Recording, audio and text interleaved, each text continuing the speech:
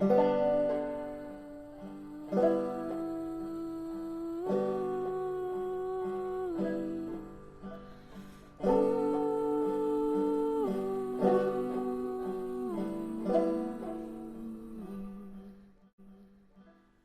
to Soul Connections, a podcast about enchanting relationships with the human, more than human, and divine. I'm Emily, an astrologer, mystic, and herbalist. I'm Aryn, an astrologer, writer, and creator. And I'm Dani, a musician, astro minister, and organizer. We're your hosts. Join us for illuminating conversations with radiant guests and astro church sermons that weave astrology, mythology, and tarot. Journey with us as we make meaning out of mystery through archetypes, patterns, and storytelling.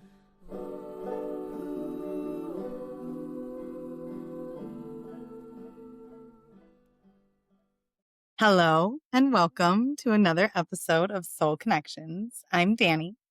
I'm Aryn. I'm Emily. We have another interview segment for you today. This month, our very special guest is Ousia Moon. Ousia Moon is an interdisciplinary creative, parent, musician, facilitator, social worker, full spectrum doula, reader, and writer based in Riverwest, Milwaukee. They currently work as a therapist, direct Milwaukee's Queer Ceasefire Choir, and play in musical duos Humility Puppets and Murder Ballad. Welcome, Ousia. Thanks, y'all. Very glad to be here. Ousia, would you share your pronouns and your sun, moon, and rising? Yeah, my pronouns are they, them, and I'm a Capricorn sun, Virgo moon, Libra rising. Welcome. Ousia is one of my very best friends in the whole world. And also, I'm a part of one of those musical duos. And I just have to say, I'm very excited to bring these worlds together once again and to highlight someone who is very, very special to me. So welcome, Ousia. Aryn, do you want to start us off? Yeah, absolutely. Thank you, Ousia, for joining us. So the first question that really guides our conversation is, what lights you up? Yeah, so one of the first things that came to mind when I was thinking about this the other day was singing harmonies. And so that, like Danielle just said, we have a singing relationship, a musical relationship. We've been singing harmonies together for over 10 years. And it's very special to me to have people that I can sing harmony with. And Dani is one of my main harmonizers, and I have had others as well. And it just is something unlike anything else in my life to be able to physically feel the resonance of what harmony does in your body and what it can create. So that's one thing that really lights me up. I want to talk more about that later. Another thing is, so today was the first day of school for my 5-year-old. And so I'm very much like feeling the back to school vibes of the season and this day. And it's been an emotional one. But the second thing I wrote down the other day was school functions. Right now, as a parent, so right now I'm engaging with those as a parent, and as Artemis, my kid goes through these different stages, getting to experience them again with them. And it just really moves me to see, especially I think something about school functions and that really gets me is, and I'm talking about talent shows or opportunities for kids to show what the work that they've done and how much they've grown and what they've learned, and for the adults at the school and in their families and other kids as well, to witness them and celebrate them. And it just really gets me. And it just really moves me. And it's both the kids getting to be vulnerable and sharing courageously, and it's the adults that are just so proud of them and love them and have supported them, and often are not always seen, both parents and teachers and other supportive people in children's lives. So I don't know, that getting to witness Artemis experiencing these like big life moments and getting to be in their own friendships and relationships and community space that's like that I'm connected to, but more on the periphery, like that is so special to me. And then one more thing too is I really love reading with people that I love and reading aloud specifically. And right now, the main person that I do that with is Artemis, and it's one of the greatest joys of my days. We're right now on book 13 of the Wings of Fire series. It's a middle grade like series about dragons. I do a lot of thinking and talking about dragons these days.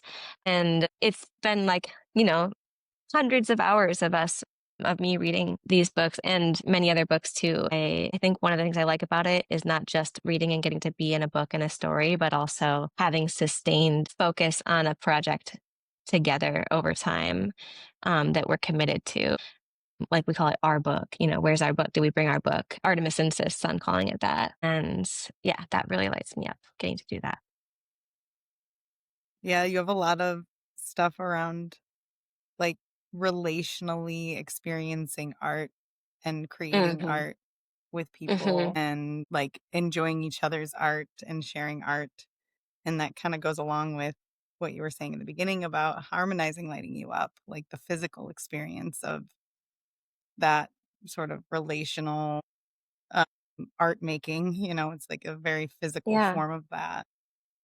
And yeah, can I just add one thing to Yeah, that? yeah. It's also, I guess, performance too, because it's like sharing with a listener, like whether I'm reading aloud or singing or performing in some other way, being able to relate to an audience is also really powerful and feels different than, singing alone or singing at home. And yeah, it can be very moving to feel it when we get people to cry, which we do a lot. And that relationship too is interesting because what you're talking about is not just like it is performance, but also in the context of you reading with Artemis or you Mhm, at a school function as the parent role witnessing it. Like there is always an exchange between the audience mhm. artist, which is which, who is who. And it seems Yeah. like you kind of enjoy that side of it too, like the exchange piece of it, getting to watch each other shine kind of an Mhm. energy. Yeah. Yeah. Do you want to talk a little bit more about sort of this relational harmonizing? It seems like it's kind of a through line for you. Can you talk about like what making harmony with people in music has taught you about relationships and relating, or vice versa? What your Mhm. experience in relating has taught you about music? Yeah. I mean, maybe I can start was thinking about like, okay, where did my like because I've always been like a relationship person, not just romantic relationships, although definitely that too, but like somebody that's like always connecting and trying to maintain connections and trying to create like bring people together or bridge between people or like intervene in conflict. Um, and I think that comes, it started when I was a kid and my dad is an Aries and my mom is a Libra.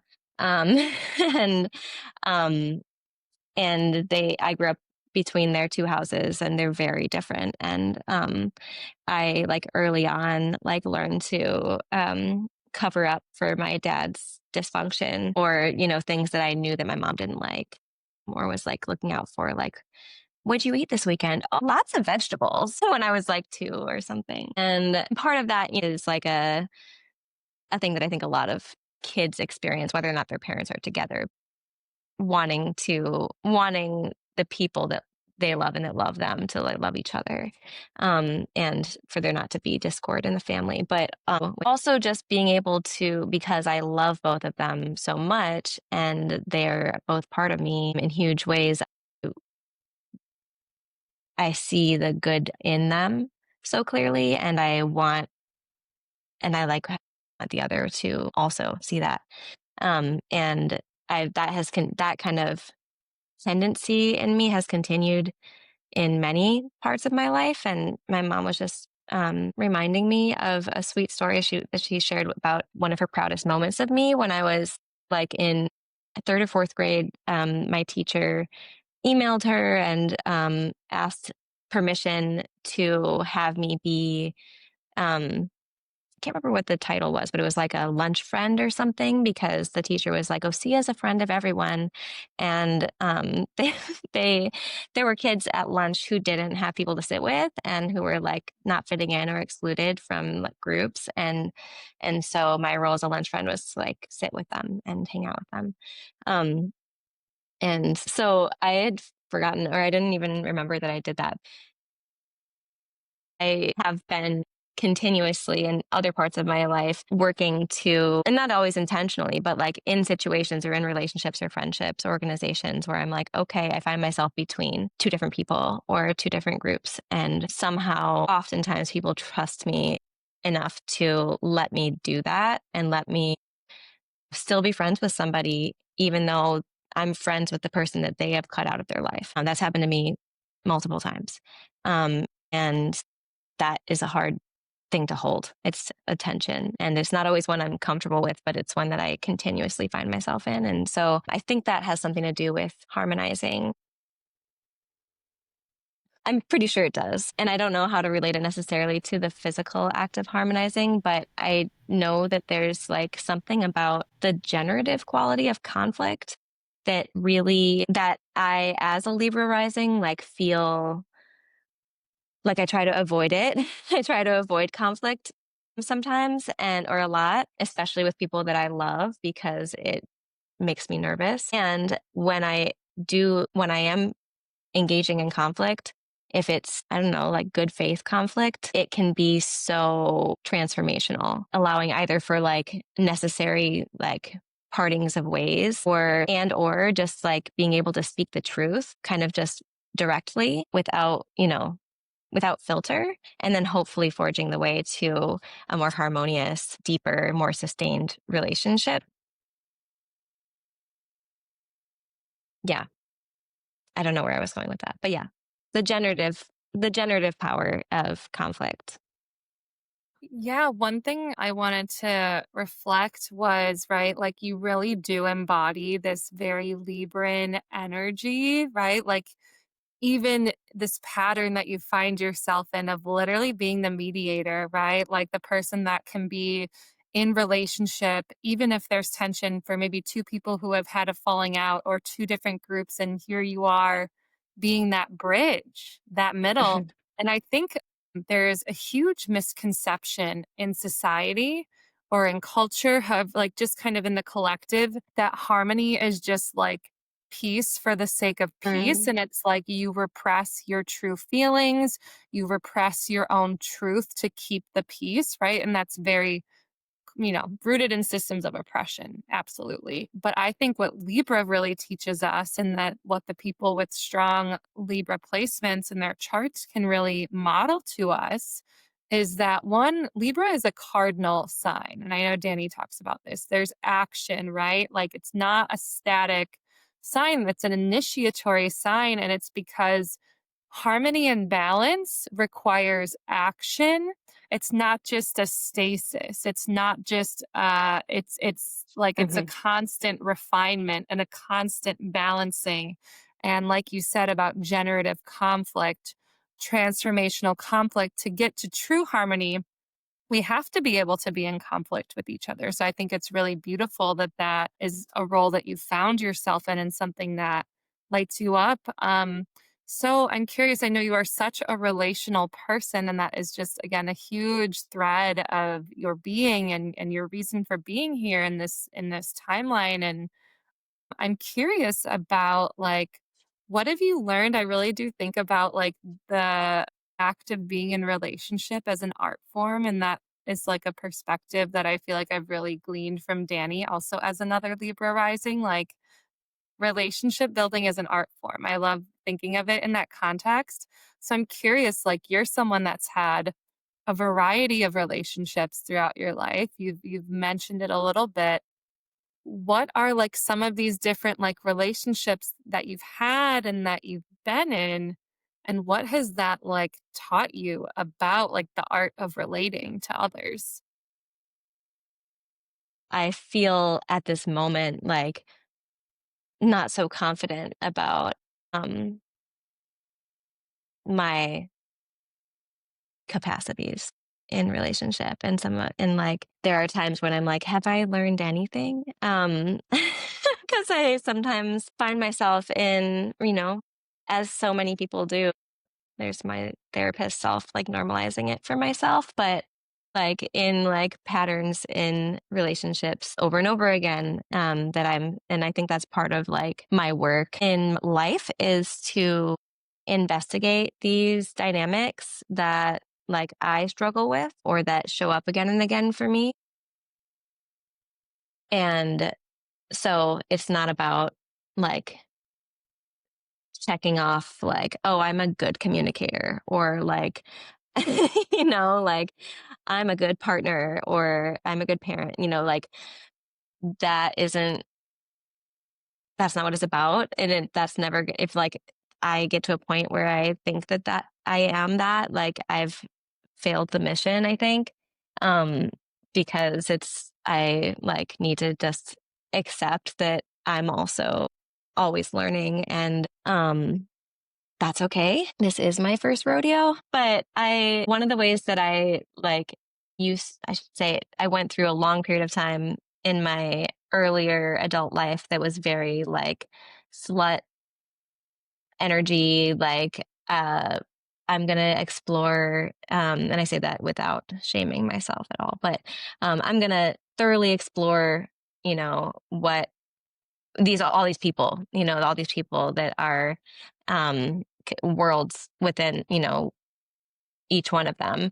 Um, and, and I really like felt this like desire to understand people and to know what was there, what it's in there, like, and kind of like insatiably, and taught me a lot. I like had a lot of sex and I had a lot of relationships of different varieties. And I did a lot of like negotiating with people in my life about what kind of relationships we wanted to have. And I started, earlier than that, but I started a long journey of exploring polyamory and monogamy and um, polyamory and monogamy and polyamory and like, and, um, and had a lot of like,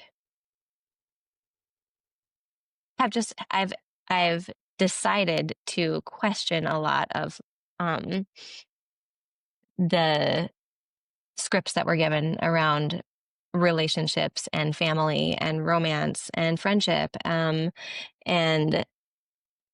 that's a lot of work. And there are scripts for a reason. And they like guide us, and they don't always guide us well, but they like show you what to do. And I think that like something in me has made me want to, figure it out on my own. And so that's meant needing to devote a lot of time, or not on my own, but with the other people in my life. That's led to me devoting a lot of time into figuring out like, okay, well, how do we decide like how do we want to do this relationship? Like how, like if it's a friendship, like how often do we want to see each other? Like what, like in what settings? Like what does like staying in touch mean? And like, what do we want? Like, what do we want? What do we include each other in? And like, yeah, what do we expect from each other? And in every relationship, like figuring out like what are my expectations for the other, and what are theirs for mine, and trying to like, I think one of the things I've gotten better at is trying to just like say those, or at least to myself, be like, okay, I have an expectation for this person. that they're going to like show up for me in this way and this way and this way, and that they're going to be like this and they're going to like communicate like this. And I think I've got better at like telling people what I'm expecting and trying to be more transparent with the ways in which I am experiencing things that in the past I would have like pushed away because I didn't think that they were okay to feel like jealousy. Like I had a whole time of being like, I have to take responsibility for my own feelings. And, you know, if I'm feeling jealous, I have to deal with that shit and I can't put it on anyone else. And now I feel more able to acknowledge like, okay, I'm feeling jealous. Great. Let's like acknowledge that. Let me tell the person that I need to talk to about it, like what's going on. Not to say like you're doing anything wrong necessarily, but like I'm feeling this way and I like need something. Yeah. I kind of lost track of what the question was. Well, no, you didn't. Okay. You've been on the track. What have I learned? Yeah. Yeah. Yeah. What have you learned? And I mean, there's really no right answer to it because you started to kind of get into some of the, you know, well, we can talk about it in this fluffy, like, oh, relating is an art form and blah, blah, Yeah. blah. And it is. And it's beautiful to think of it that way. You know, one thing about Libra is likes things to be beautiful, you know, and also, yeah, go ahead. Like being in close relationships, like is going to bring out the best and the worst of everybody. And so like that's part of the deal. And that's like part of why we need to keep doing it, you know, like, and to not to bring out our worst, but to stir up the shit that needs to be investigated and then like work on it together, ideally. And kind of like with harmony, like when you do that, I'm sorry to interrupt you. Okay. I kind of like with harmony, when you do that, like harmony is tension. And it's like the increase and release of tension, you know? Yeah. And it is also transformative because when you put the two voices together, it changes the sound. It changes the feeling in your body. So, and it changes it for both of us as well. So like when you and I put our voices together, the feeling in our body is different than when we're singing on our own, you know? Yeah. It's a literal transformation, but it does take negotiation and tension, and even down to like our relationship, you know, some of the things you were saying, I was like, that can go apply to you and me, literally, Yeah, you know, like, wait, in how this much? moment. Yeah. You know, but like also it's like, because it's like, okay, so if we want to feel that experience together, that harmony experience together, we also have to have time and space together. And then we get into the relational art of negotiating all of that with everything else we have going on in our lives and blah, blah, blah. So, you know, I do think you answered the question, which was like, how does harmony and relationship kind of like intertwine and for you, and how have they taught you those different things? And they both like symbolically are similar to each other, and they also literally are. Yeah. In order to harmonize, you have to have relationship, you know? Yeah. I do have exactly. follow-up questions about one thing you said, Ousia. You said like the scripts that were given about like different types of relationships. I'm curious if you could name maybe some examples of like some of the scripts that one we collectively received, but maybe that you like I almost feel like taken in on like a more personal level, and that you've kind of had to flip the script on or disrupted, or the word I'm like queering the relationships, or maybe, you know, like queered those stories. So if you wouldn't mind maybe giving a couple examples, I think that could really resonate with a lot of people. I mean, one of the biggest ones I think is one that Dani and I have been talking a lot about, which is the idea that like a romantic partnership is supposed to be the most important part of your life and like the center of your life. And that like a romantic monogamous partner like is the pinnacle of relationship, and that you should be able to get everything from that person in that relationship, which can be very detrimental to, well, first of all, that relationship, because like putting that much pressure on a relationship is really, it's a lot of pressure, and it's not realistic, and it's not healthy either. So I think if you try to do that, both people are going to end up like feeling dissatisfied because they don't have like a robust web of relationships. And everyone's different with how they want to navigate that, and like what they need out of relationships and out of friendships and out of collaborations and stuff. But I think most people thrive better when they have multiple people as part of their close circle or council or a friend group or family. And so, yeah, I have been exploring that concept in relationships for years. And I got married. I never thought I would do that. And I did that, and I was married, and I got divorced, and now I'm not married anymore. But I feel like that was an experiment that was a version, even though it was in many ways a non-traditional queer marriage. It did the thing I did. I got married and had a baby and moved in with my romantic partner, and we lived together as a nuclear family. I did that. That was the script. That's fine. And that one didn't work out for me. And now especially now having a child and being a single in quotes parent. I have a partner, so he's heard me say single parent, and he's like, "You're not single." And I'm like, "Yeah, but I am the head of my household, and I am yeah, right? Like, we don't live together. I'm the head of the household. I'm co-parenting with my ex." And so having that dynamic at play now is putting me into this new realm of okay, how do we queer a blended family? How do we do family now? Now it looks like this. Now we've been through this. So that, I guess I sort of talked about the scripts, but I think that, okay, so right, the script of getting together, getting married, having kids, living together, etc. That's kind of it. And then what? But that one's, we all know that one. And so I personally have engaged with that and not in various ways. And so I feel like it's been interesting to not completely reject. There was a time in my life when I was younger where I was like, I am never getting married. I am never having kids. I'm always going to be an anarchist. I'm always going to be a radical. And I remember, I think about this fairly often.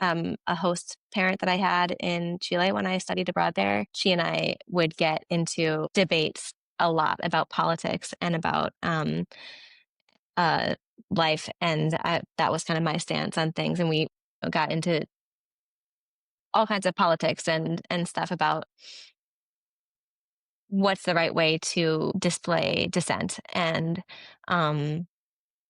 is it racist to say that the poor people who live up there have no class or whatever it was. But she said to me, you call me in 20 years and you're not going to believe this anymore.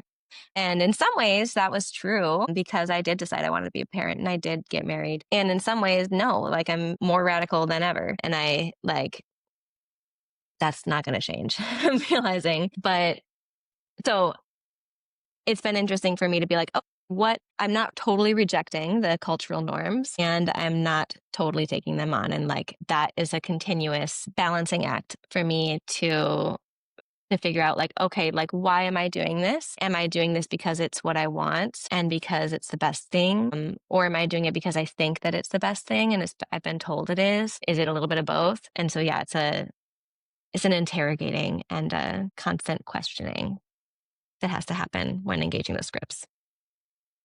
Yeah, Can I feel Oh, go oh, ahead, Aryn. Go ahead. No, you go ahead. okay.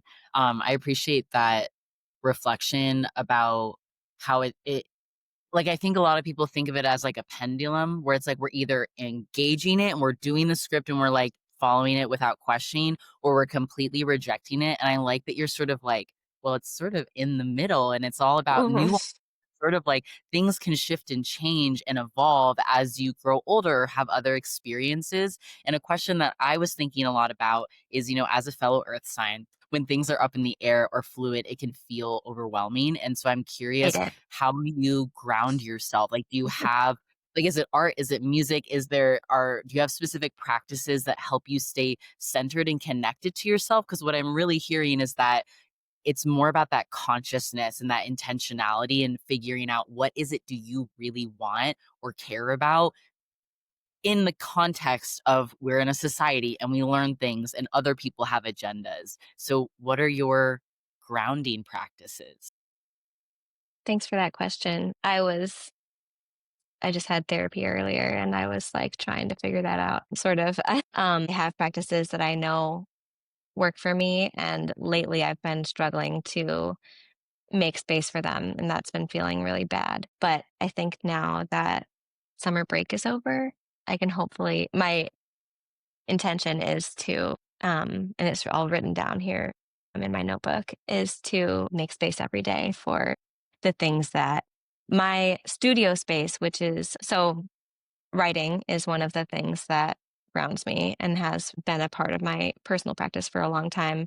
Journaling and other types of writing, primarily journaling, um, has been something that I come back to, not always every day, although there are like lately it's been a lot of days when I'm working through something. I like, if there's something that I'm not sure about, or like you said, like something that's up in the air, it's super uncomfortable for me.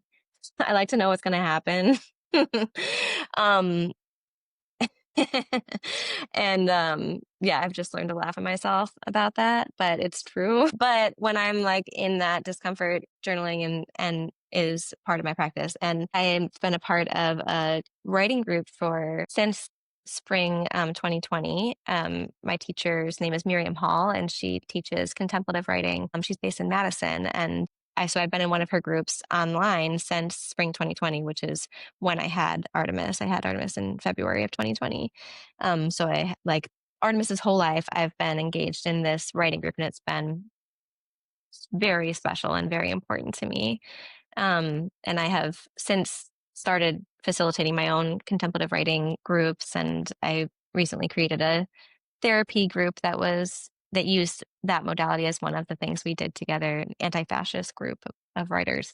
Um, but um, but one of the people in my group a few weeks ago talked about the idea of studio as like a um, almost like a living being or force that like can act on you, and that you can like surrender yourself to or devote yourself to, and how important it is to like be in conversation with studio. And I've been really thinking about that a lot, and like realize I've been yearning for studio in like for a long time in different ways, and I've created it in some ways.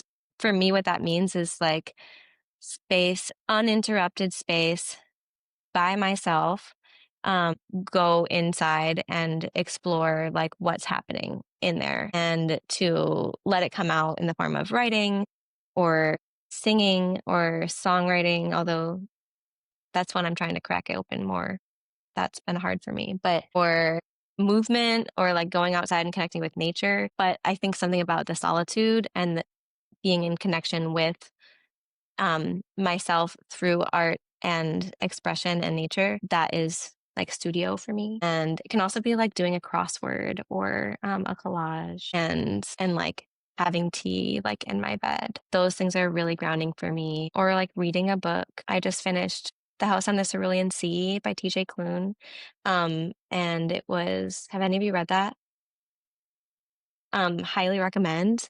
It's such a beautiful queer story about chosen family, and it really lit me up, really. So things like that ground me, and in my writing practice and in my journaling practice, I find information from the past through my patterns to make sense of what's happening with me now. And so that's something that I do sometimes when I'm in times of big upheaval or doubt, is I go back and I like reference my life through my own journals and try to make sense of what I have learned, where I've come from.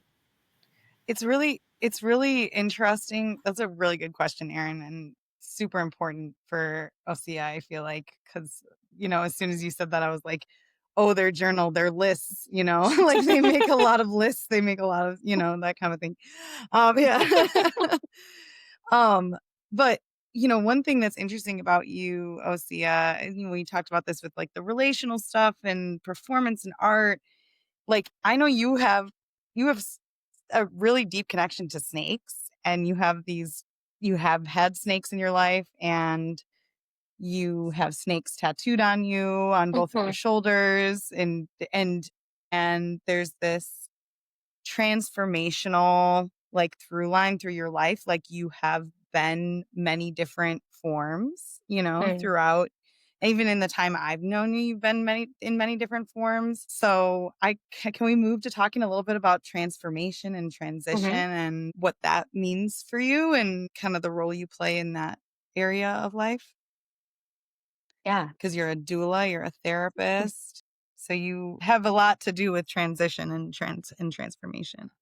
Yeah. So I think another thing is another one of those, like, what scares you is also pulls you in. And so while like uncertainty and change scare me, I'm also like really desiring the mystery and change and transformation. Um, and so for me, I have really connected with that through various forms of birth and death.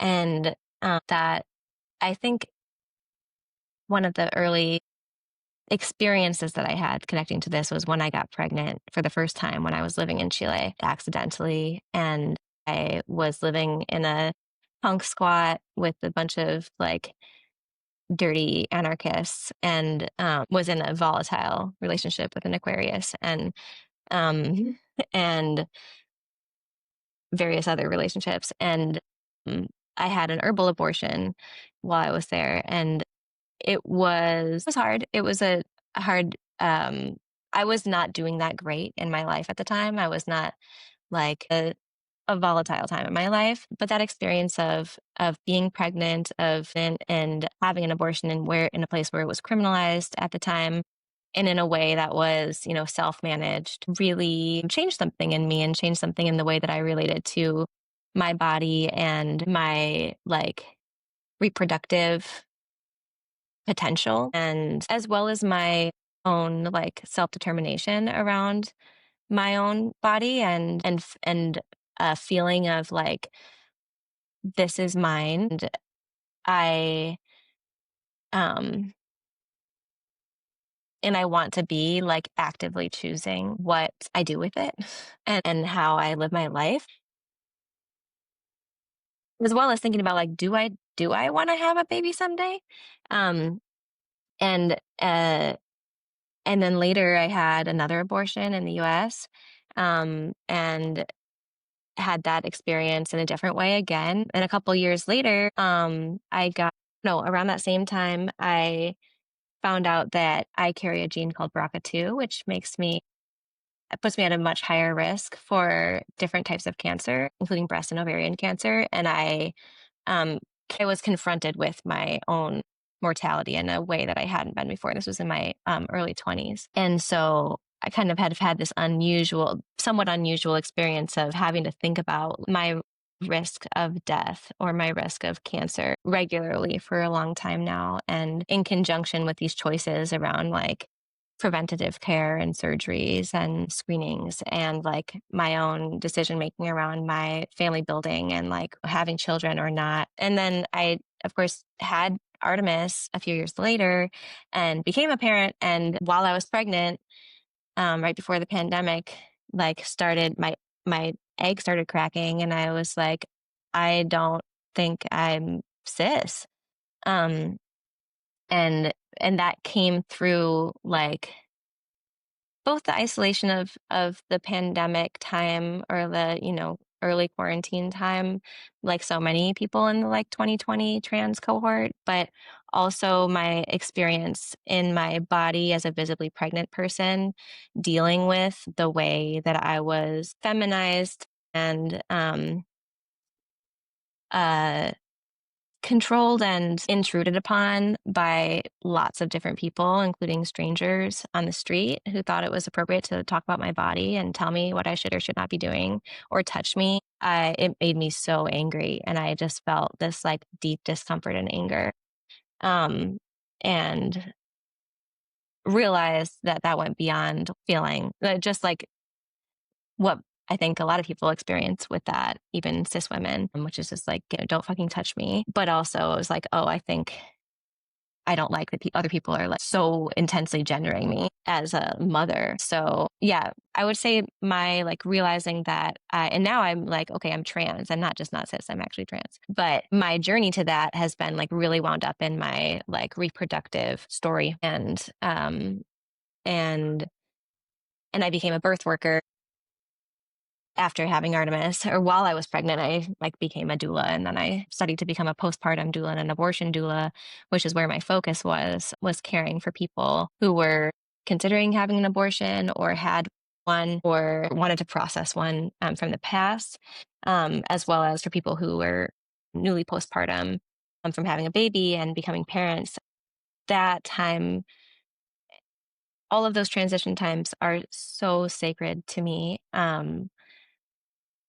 They are such times of vulnerability, and at times like distress or danger, and as well as just like deeply beautiful and transformational.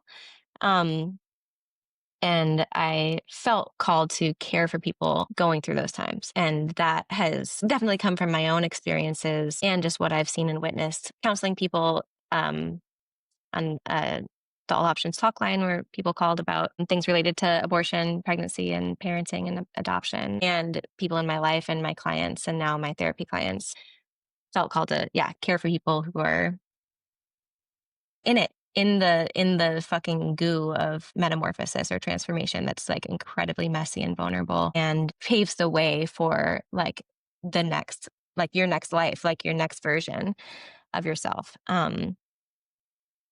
So I think I find that work really, all of those different versions of that work, to be a great honor.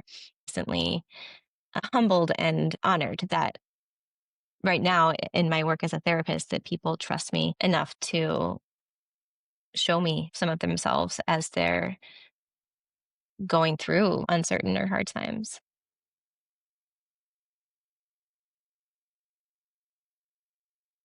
Thank you so much for your vulnerability and sharing some of those really big transitions that you've been through and how those have made such an impact on your life. Osi, I'm curious if you have, and I know this is like a big question, because it could be different, like different needs or responses for so many people, but maybe just through your lens and through your experiences as someone going through major transitions and now being someone who cares for and supports people moving through major transitions, how can we resource ourselves, or how do you resource yourself during a transition, and how do you support others when they're moving through transitions?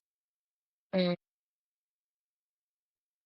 I think one of the things that, thinking about postpartum specifically, um, that is such a crucial time in a family's life, that in our culture here, and in a lot of places, um, is really disrespected and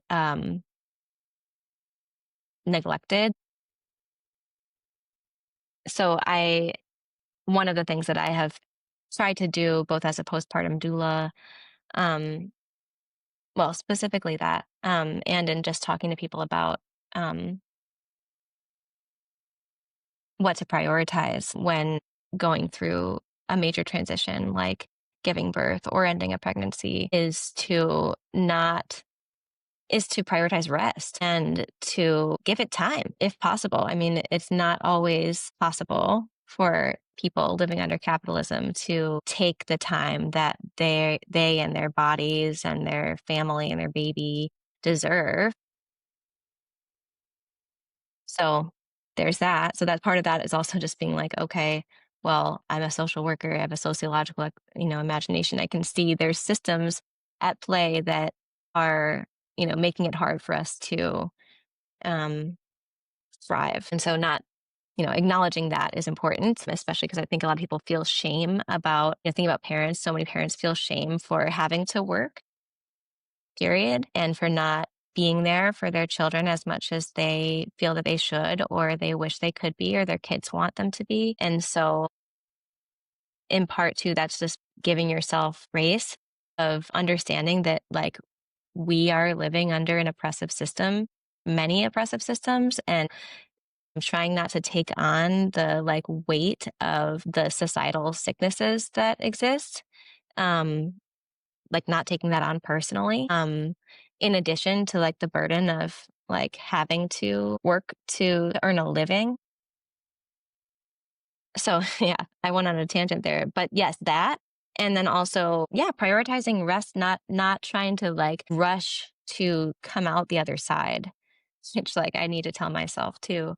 But allowing yourself to be in the cocoon, be in the nest, to be in like the darkness, and to like get comfortable with that and to not have expectations for what you're going to be on the other side, because yeah, that you're like setting yourself up for disappointment probably. And like, because if you're too rigid with like what you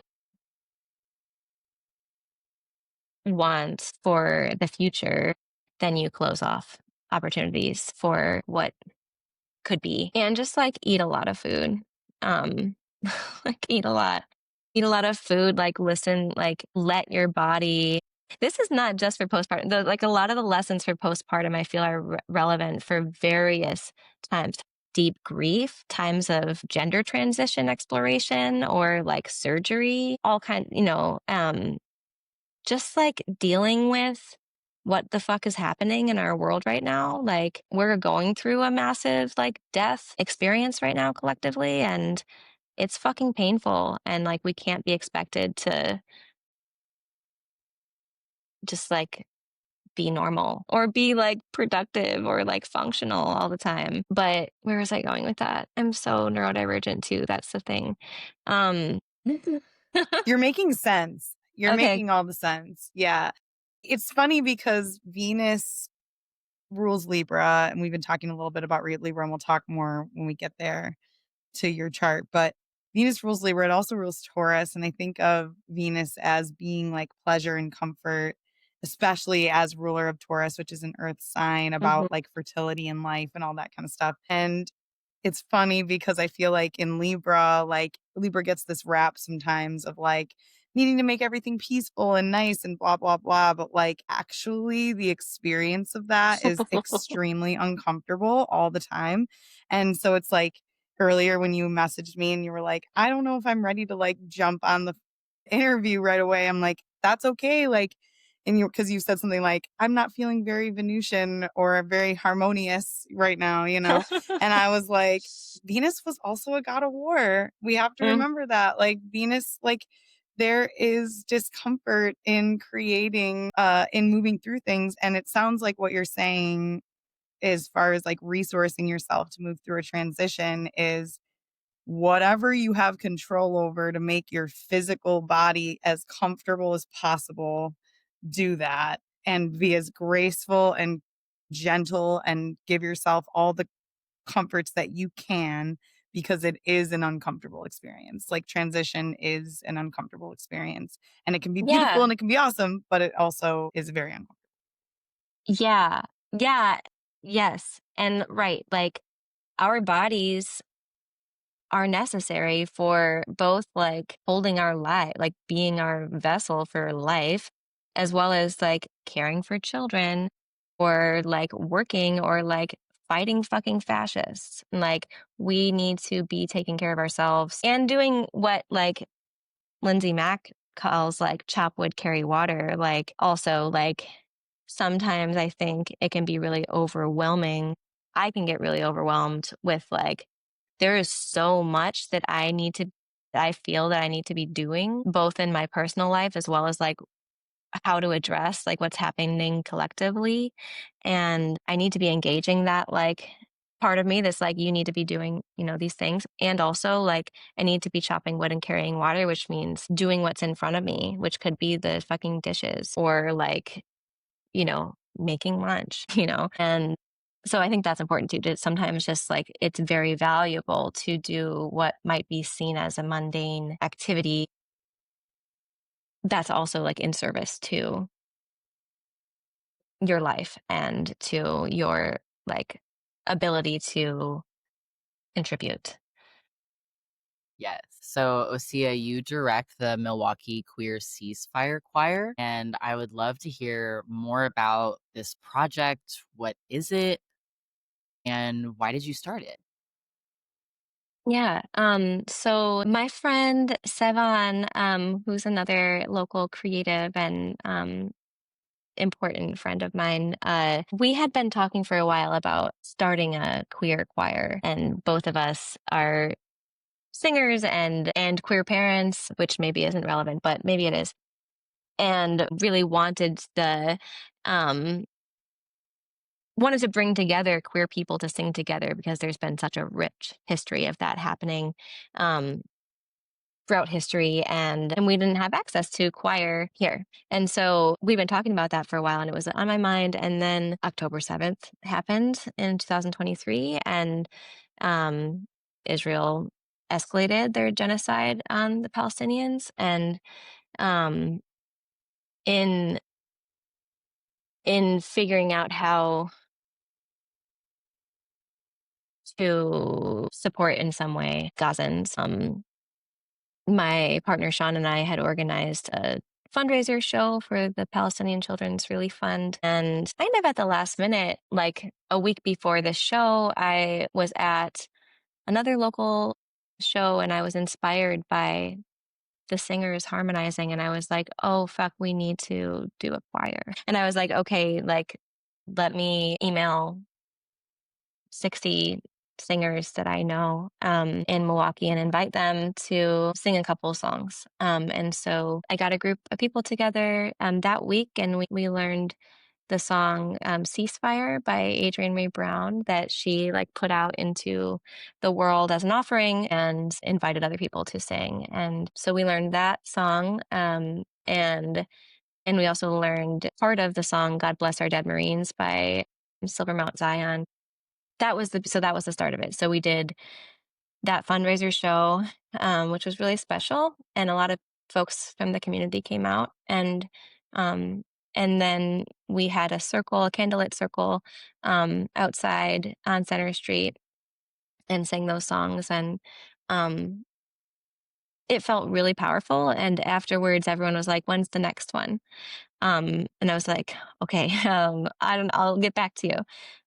So I realized that people were like really hungry for that kind of space to circle up and be connected to the parts of our hearts that are breaking and grieving as we witness genocide, and to be able to connect through singing while feeling that and while trying to stay with it, um, and to not numb out because it's so overwhelming and so painful. And so that has been my contribution to um, our community over since then has been about monthly. We get together and I facilitate a circle singing, and it's not a traditional choir. It's a circle. It's a song circle, and anybody is welcome who believes in liberation for Palestine and trans people. We've had a lovely group of people that's been changing, and with some core folks showing up regularly, coming each time. And some people have brought their own songs, and we've added to the things that we do. We often build an altar together. Um, and um, I get a lot out of it personally, because it is a way to share some of my skills, which include like facilitating a group and singing and leading people in song, and encouraging people of all voice types and singing backgrounds to participate. You don't have to be like a good singer to be part of it. That's not what it's about. Um, and yeah, it's been also very cathartic for me to just get to do that with people and get to sing for a couple hours. And in a space where we're acknowledging like the deep collective rage and grief that we're all connected to, and allowing that to be what it is in that space, even as there are many other situations in our daily lives that we have to kind of just like plow on. Um, yeah.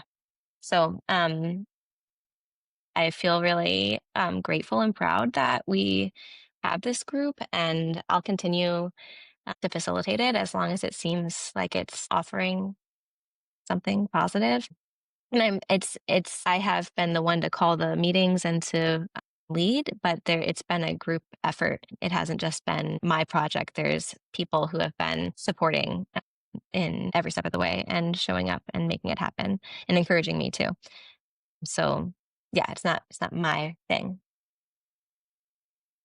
It seems like such a culmination and a representation of like your values as well as your interests combining, and even just again it's so community oriented, and even you just acknowledging like you like spearheaded, or maybe that's not even the right word, like you're sort of like in service to the community to set this space. And I just really appreciate you sharing more. And if you would be open to it, maybe we could share how to get in touch with that group. I know you have an Instagram, like in our show notes, if Yeah, anyone in the Milwaukee region is interested. absolutely. So yeah, like I said, we're an open group, and we welcome newcomers, and we have new folks who come pretty much every time. We meet at a private residence, so I won't share the meeting place, but if people get in touch with me through the um DMs on Instagram, if they're on Instagram, our account is at MKE underscore queer underscore ceasefire choir, I think. We'll And yeah, if share you it follow, in our okay, show great. notes too. You can DM me on there to get more information or to see when I post. It's erratic. It's about once a month. That's what I can offer. I'll post, about a week ahead of time, like when we're going to meet. Or I also send out reminders and updates via email so people can reach out to me to get on the email list. And maybe we can include my email in the show notes. Do we have anything else we want to ask Ousia, or should we move on to read their chart? I want to see the chart. Let's look at Okay. it. So someone besides me should do this because I have a lot to say and I don't want to take up the entire time. So Emily or Aryn, Emily, I feel like you should. Did you do the last one? Who I did can't the last remember. one? I can You start. should do it.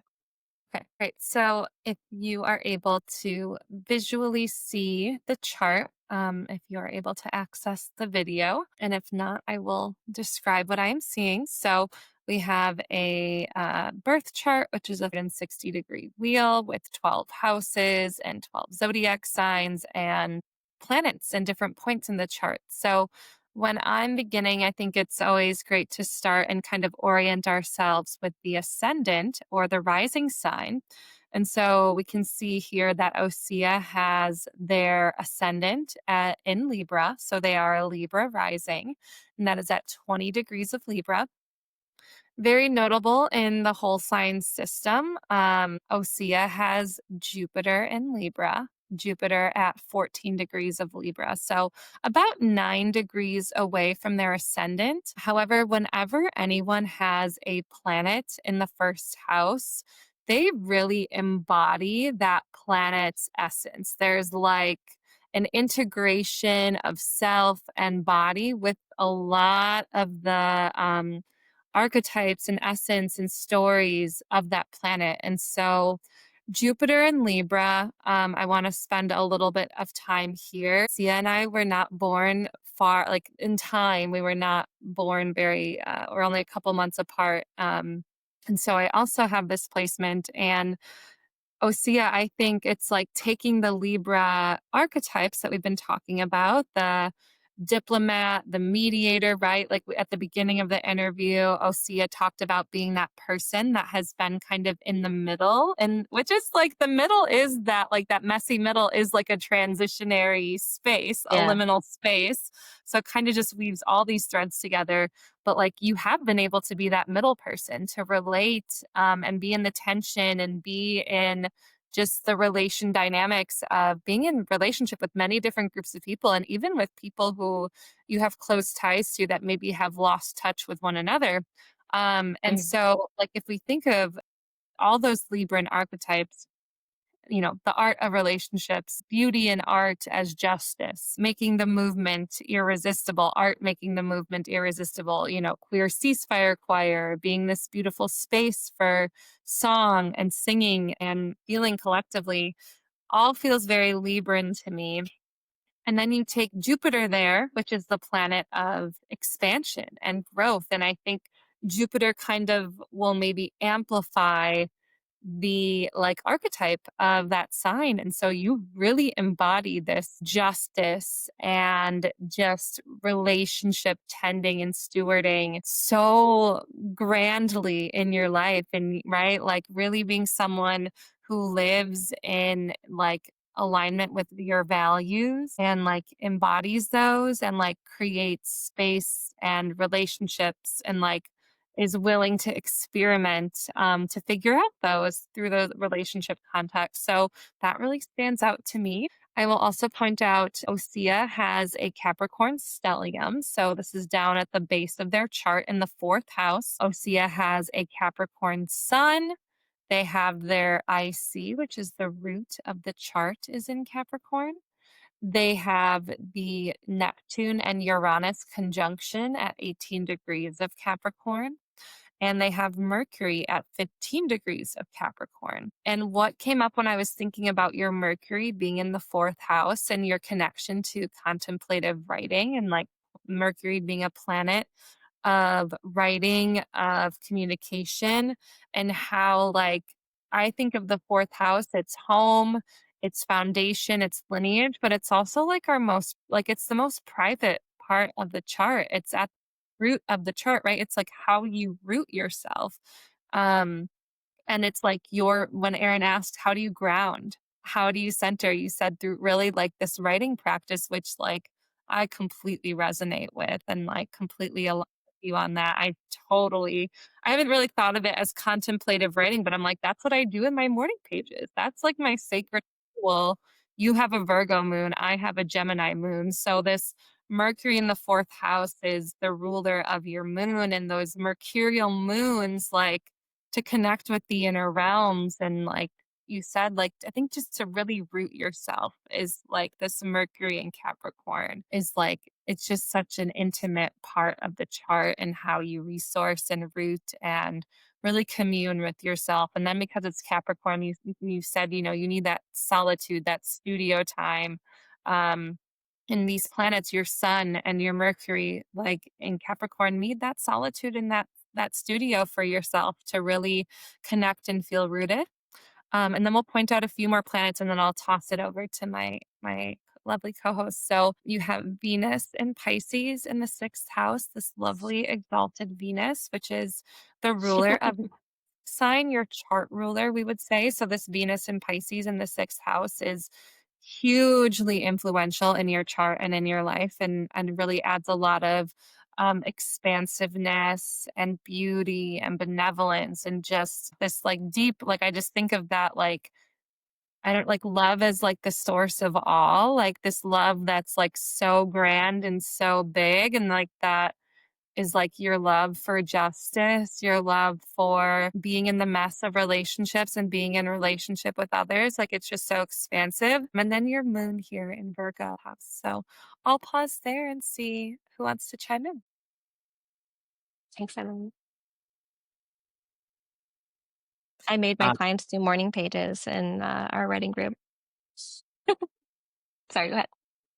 Oh, you're good. That's great. I love morning pages. I was just sort of lately I've been looking at the angular houses, and in astrology, angular houses are quite important because they often are the most visible or external. And so when Emily was talking about the planet in the first house, that's part of that idea, is that when the closer planets are to angles, typically the more externalized and visible they are to other people. And so I was like, I wonder what are the major players in terms of the Real planet. quick, Aryn, can we Yeah. just define angles quick? Yeah, what Just does to make that sure mean? we all know what that means. Yeah, absolutely.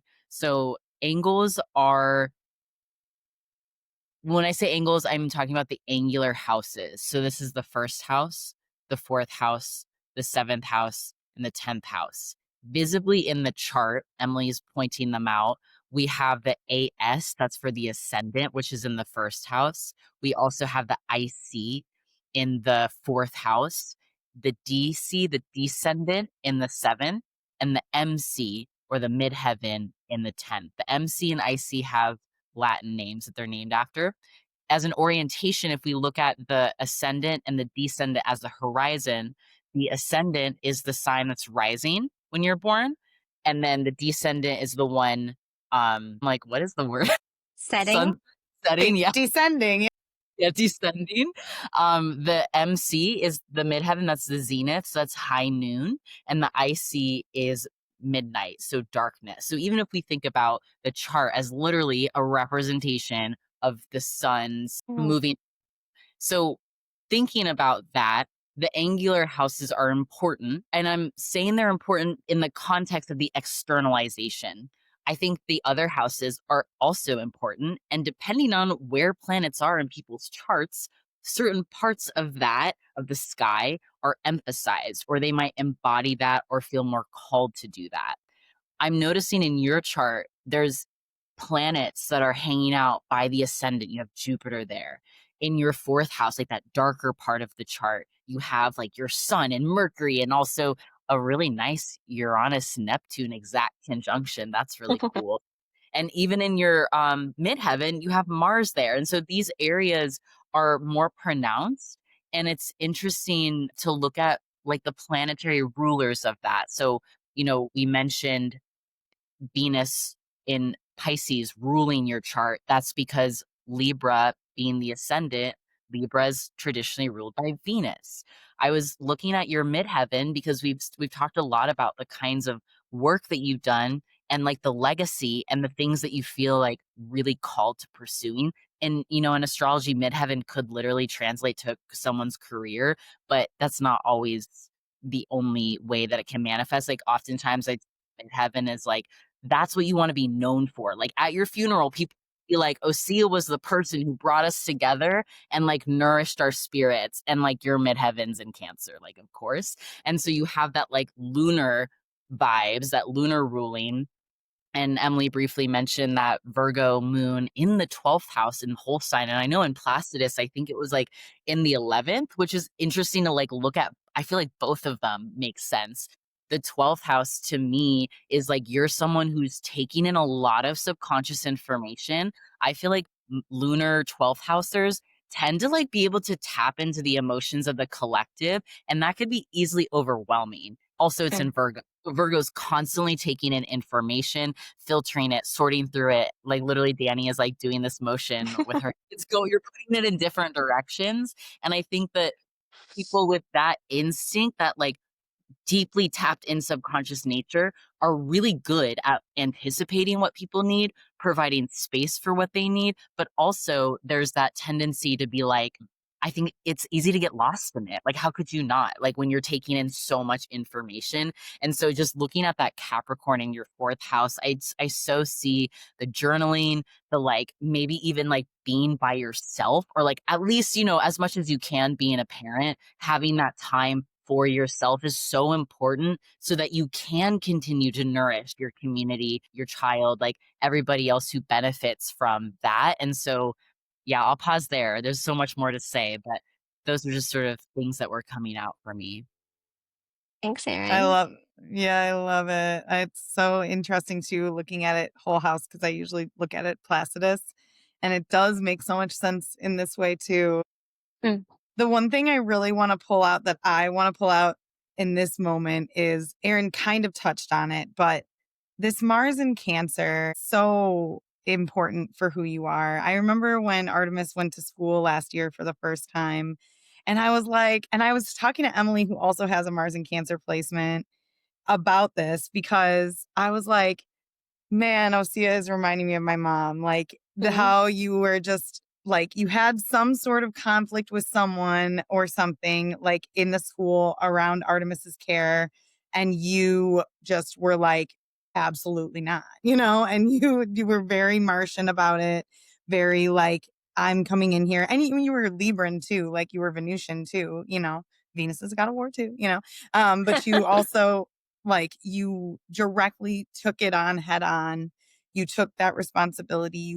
I always say that Mars, wherever Mars is, like that's what you are a warrior for. And so for you, like being a warrior for nourishment, for care, for like even collective care, like nourishing our spirits, like making sure that we have comfort and care and, caring for parents, new parents, like postpartum care, all of that stuff. It all, literally food and rest and nourishment and holding space, creating space. You've got this Mars in Cancer at the top of your chart, and it's opposing all this beautiful world building energy that you have in Capricorn, which that's what Capricorn does.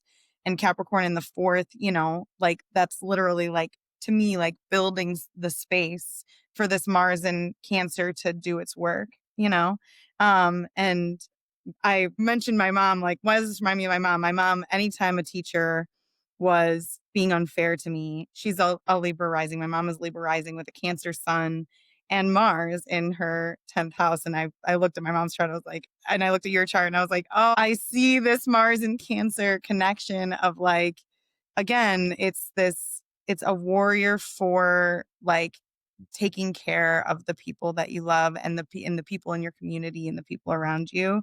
And it does show up in your career. That's that angular house, the 10th house, the midheaven. Like it does show up in your career and who you are to the rest of us. You know what I'm saying? Like who you are in the world.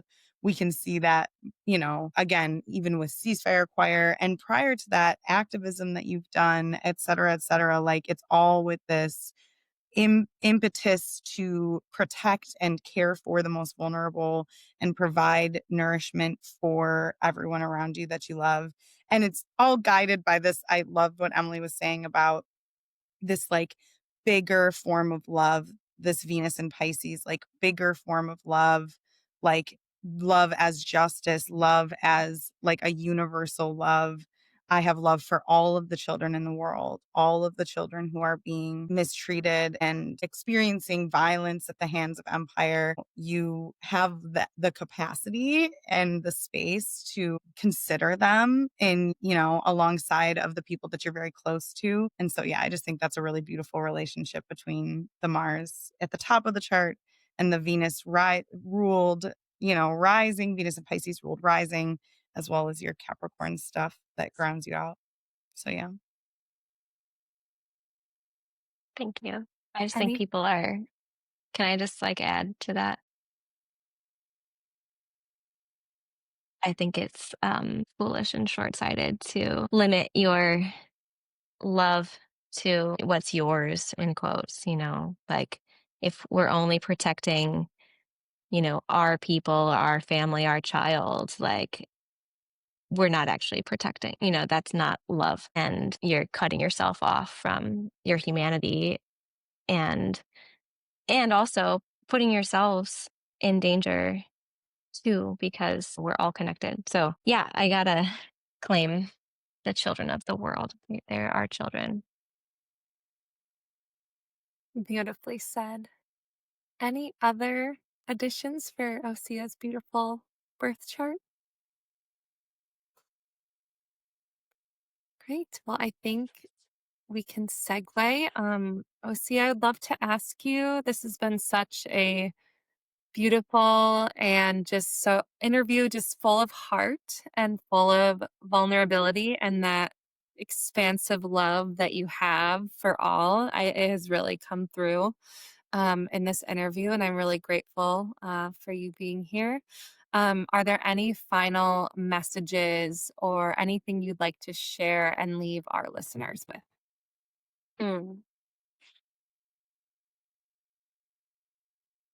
I just really enjoyed the chance to talk about some of this stuff. I feel like it was good timing for me when I'm feeling like I'm in a bit of the mess of it all right now, and to remember, like, okay, what are my practices? Like, what I'm in, I remember, like, oh, I'm in process. It's all part of the process. And so, thank you. I realized that I didn't get to talk about Vader, but just know that I'm a member of Bader, previously known as Ruth Bader Ginsburg, and it's really important. And so is Dani. That's it. Thank you so much, Ousia. Where can our listeners connect with you and support your work? Well, if people want to get in touch about joining the choir, we talked about that. You can check out the show notes for our Instagram or to get on the email list. If people want to work with me as a therapist, if you want to refer me to people that you know who are, I love working with trans people. I love working with queer people in general, and neurodivergent folks. And the, big overlapping circle of those groups, as well as other folks too. So if you know people who you think might be a good fit for working with me in the therapy setting, I work out of the therapeutic workshop in Bayview. Um, Thank you, Ousia. I love you very much, and this was very fun to have this conversation with you. Thank you to our listeners. This has been our interview with Ousia Moon, and we'll see you soon.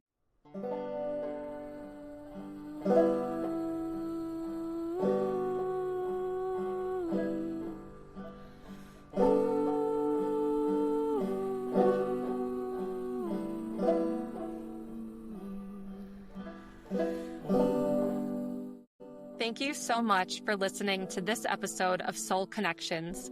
To support the show, please share this episode with a friend and give us a 5-star review on Spotify or Apple Podcasts. This podcast is an act of community co-creation with artwork designed by Bree Legan and original music written, produced, and performed by Sofia Mock, Queen Bonobo, Liv LaFluv, and Danielle Renee. To connect with us or a guest, visit the links in the show notes. Until next time.